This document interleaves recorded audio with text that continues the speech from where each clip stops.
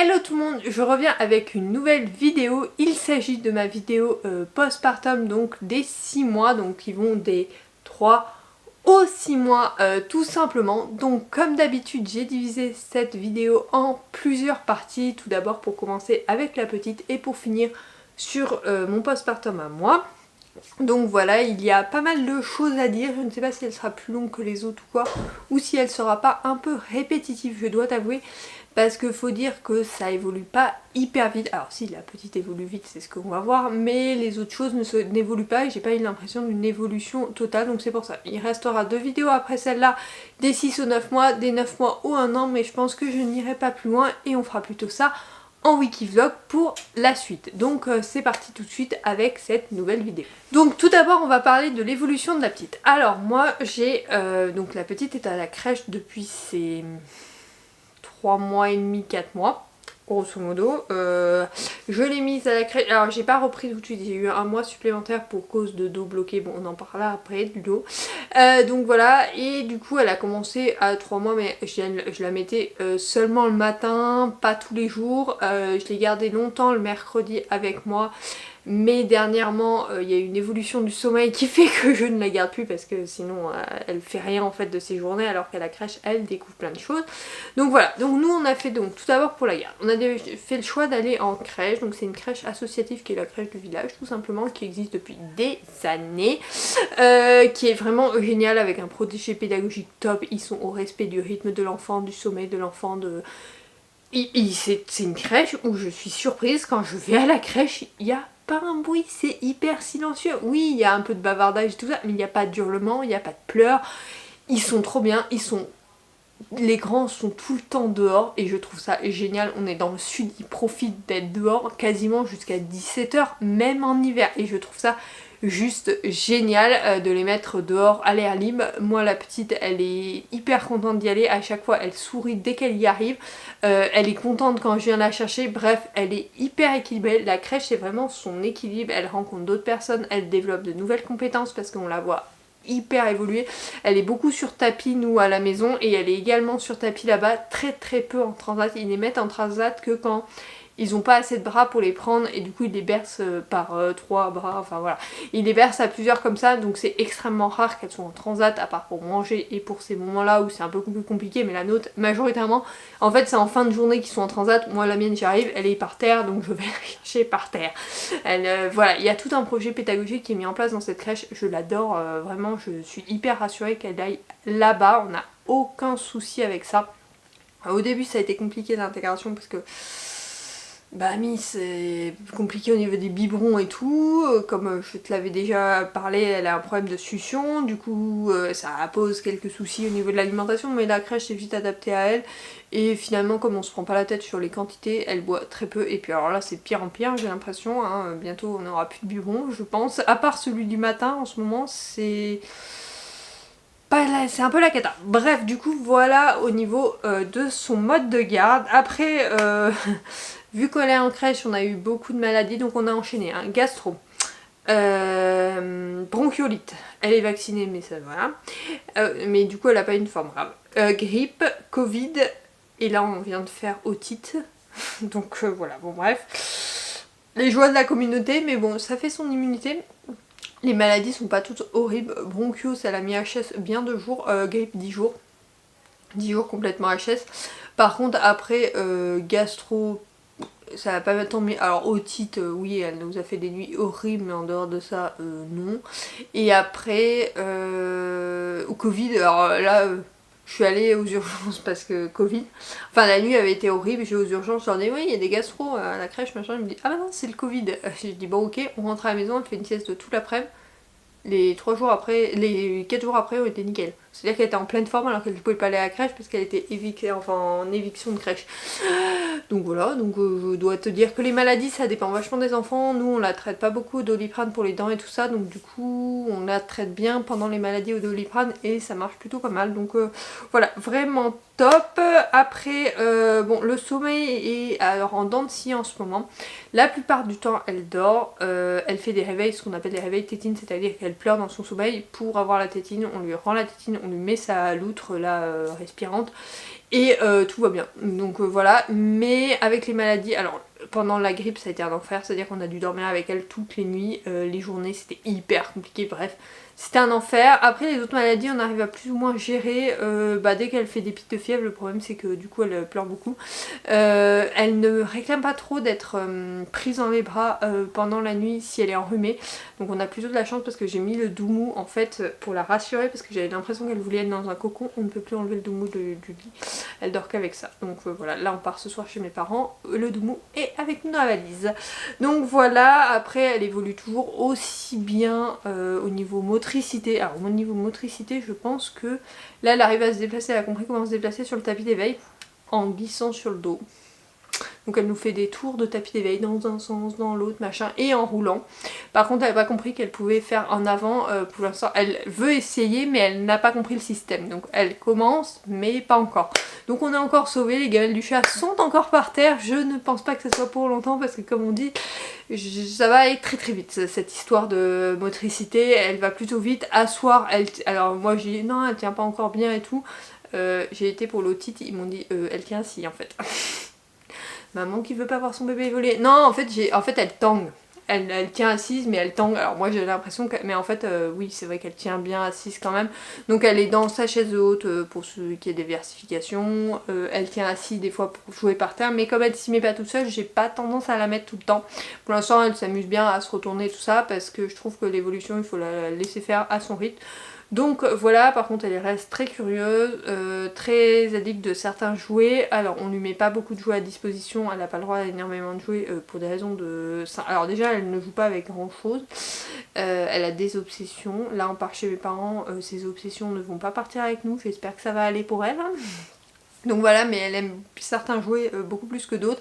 Il y a juste le hochet, il y a un hochet dentaire que je vais prendre parce qu'il n'y en a pas chez mes parents. Je pense que c'est parce qu'en fait il y a tous nos jouets de quand on était petits, mais je pense que les hochets ont été balancés parce que comme on les a mis à la bouche, ils sont tous désagrégés souvent. Donc du coup voilà, elle évolue très bien. Sur la diversification, je t'avais fait un point, je crois il y a un ou deux wiki vlogs. Donc on était sur le Gigo's Expert Digest Plus pendant 2-3 mois ou 6 mois. Non, on a arrêté un peu avant les 6 mois, pour tout avouer. J'avais commencé la diversification à 4 mois, on a inséré les protéines à 4 mois et demi, non à 5 mois et demi, avant les 6 mois parce qu'en fait elle était trop attirée par la nourriture solide. Elle mange extrêmement bien, notamment le midi où elle dévore les assiettes, c'est-à-dire qu'elle nous finit toute l'assiette en rien de temps, plus un petit biberon, compote, enfin voilà, elle mange vraiment de tout. Donc là on a inséré au maximum avant ces 6 mois ce qu'on pouvait, et là maintenant on se lâche un peu plus même si on fait tout chauffer et quasiment tout maison. Je crois qu'il y a que les yaourts que je fais pas maison mais tout le reste est maison. Ceci dit je vais essayer des maisons parce que ces yaourts sont pas bons du tout, les Nestlé je trouve pas bons. Ils sont pas ouf quoi. Donc du coup voilà, donc on a inséré tout ça rapidement. Elle est plutôt attirée par ça, même les boudoirs et tout, avant ces 6 mois elle en a goûté. Maintenant c'est son indispensable de 4 heures en fait, mais par contre tu vois je voulais faire la DME et quand on lui donne à manger elle va plus, alors elle va le mettre à la bouche mais elle va plus jouer avec que vraiment manger, et elle va faire genre elle a le truc dans la bouche, ben oui mais en fait, et donc elle a pas ce truc là, donc elle est pas trop attirée par ça, donc du coup pour l'instant on lui coupe tout et on lui donne à la bouche parce que elle préfère manger à la béquille en fait, comme ça, parce qu'en fait elle goûte dans nos assiettes. Faut dire qu'aussi elle goûte dans nos assiettes, elle goûte à l'apéro chez mes grands-parents. Par exemple elle adore les chips à la crevette. Et ça fond sur la langue et tout, et donc elle avale ça, elle t'en boufferait. Et puis alors si tu lui en donnes pas, méfie-toi parce qu'elle te fait le regard qui tue quoi. Donc voilà, donc elle est vraiment très curieuse de tout ça, donc on est content de son évolution, et donc elle évolue pas mal, c'est pas un bébé très pénible pour ça. Concernant l'organisation avec la petite, il faut dire que l'équilibre repose surtout sur comment dire, la crèche et la maison. En fait on a le même rythme le week-end et la semaine, sauf que le week-end elle est à la maison, donc elle va avoir tendance à plus dormir pendant les siestes à la maison. Par exemple elle va faire 2 heures de sieste le matin, 1 heure et demie l'après-midi. À la crèche elle fait une demi-heure le matin, une heure et demie l'après-midi. Mais je suis pas inquiète parce qu'il y en a, enfin la pédiatre on en avait parlé avec elle et elle nous avait dit bah vous décalez en fait son heure de coucher et effectivement parce qu'au début elle s'est levée à 5h du mat quand elle a couché à 19h30 20h.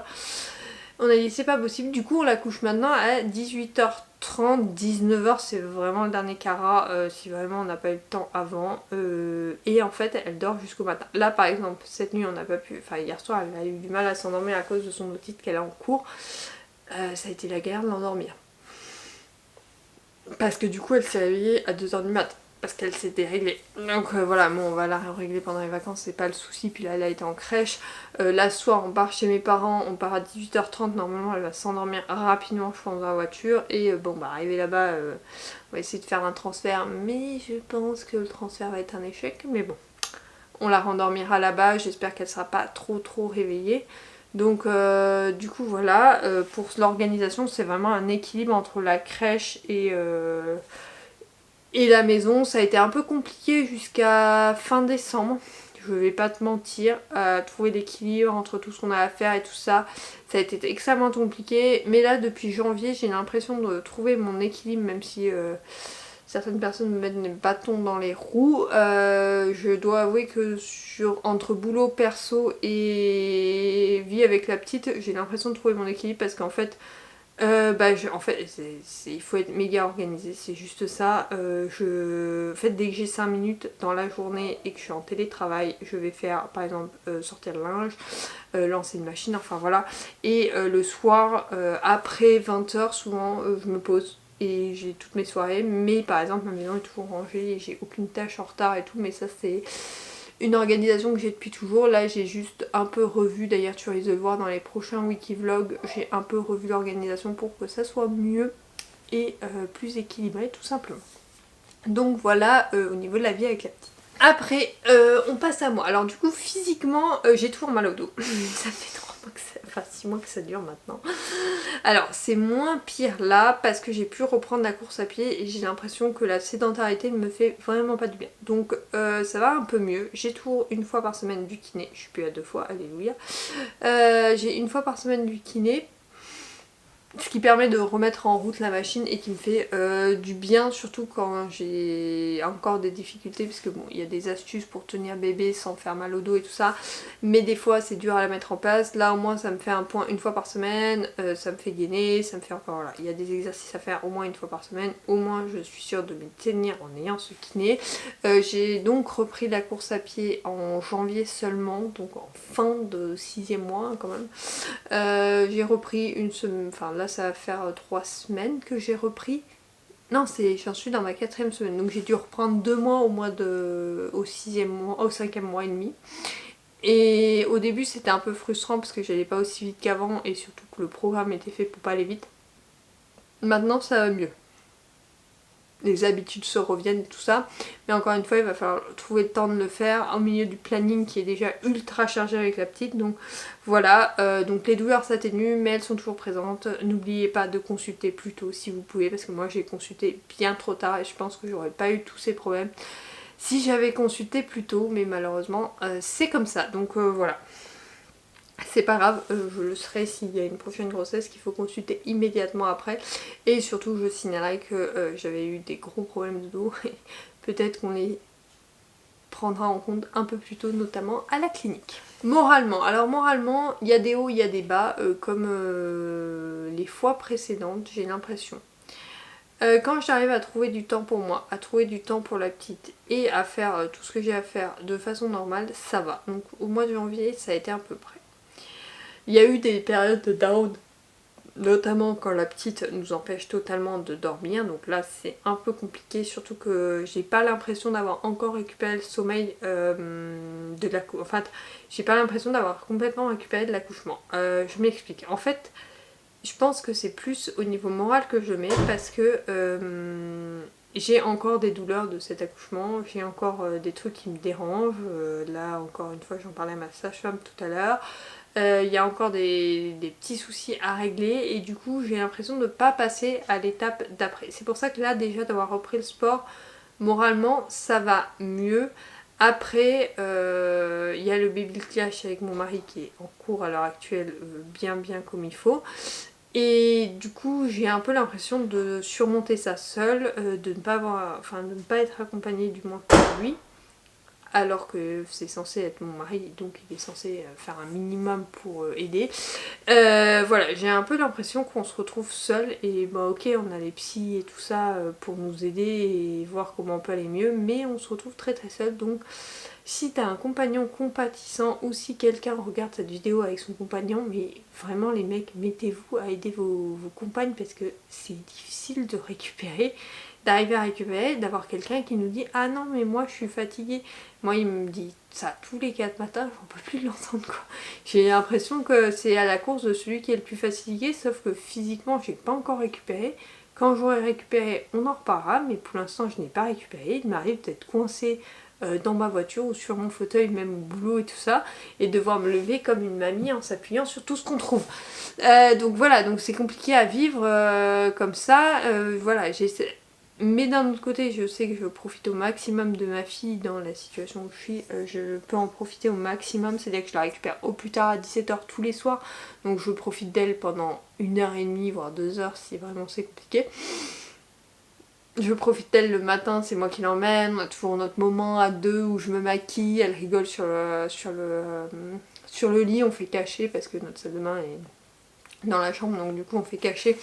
Et ça la fait mourir de rire, on a ces petits moments à deux et en fait je pense qu'il faut en profiter. Après le week-end je fais tout pour en profiter, là on part en vacances, je vais faire tout pour en profiter, on va pas se mentir, surtout que là il semblerait qu'elle nous ait passé l'otite. Du coup elle devrait pas être malade. En fait je pense que pour aller mieux du coup il faut retrouver cet équilibre. Donc c'est ce que je recherche le plus parce que quand j'aurai retrouvé, je pense que ça ira beaucoup mieux. Donc voilà. Du coup c'était mes petites impressions de ces 3 derniers mois. Cette vidéo n'aura pas été très longue mais c'était pas l'objectif. L'objectif était vraiment de revenir sur 2 ou 3 points comme ça. De toute façon je t'en parle toujours un peu en wiki vlog. Donc n'hésite pas à aller me suivre, en tout cas j'espère que cette vidéo t'aura plu. Et on se retrouve dès mardi prochain normalement pour un wiki vlog et dès vendredi prochain pour une nouvelle vidéo. Bye!